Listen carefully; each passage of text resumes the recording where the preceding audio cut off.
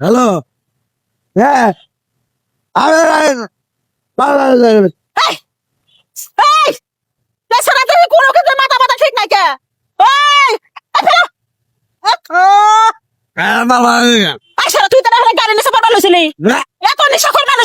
তুমি জানো তোমার বাপেরটা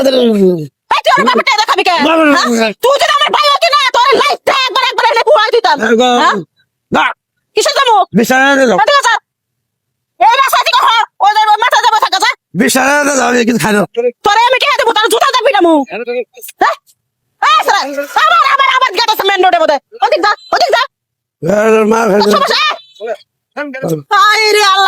বিপদে পড়ছি ওই দিক যা ওদিকে এদিকে আর আবি না যা যা কইতাছি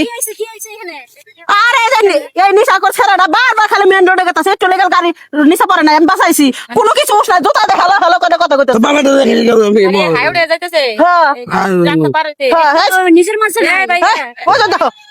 আপনি যে এই যে মাথা লয়ে নেশা করে যে যাইতেছেন রোড পার হইতে আপনার জীবনের কোনো মায়া নাই মালা তোর তোমার কি ভাইয়া মদ খাই গাম খাই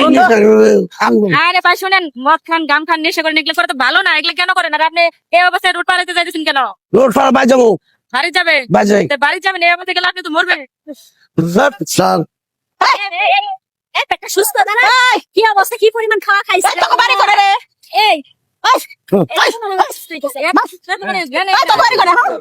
আমার মারো গেলে মাথা ঠিক কর মাথা জানি মার চাই মার তা ঠিক হবে না দেখাও এরে কই নিয়ে যাইবে তো অবস্থা খুবই খারাপ সুস্থ হয়ে দাঁড়াইতে পারতেছে না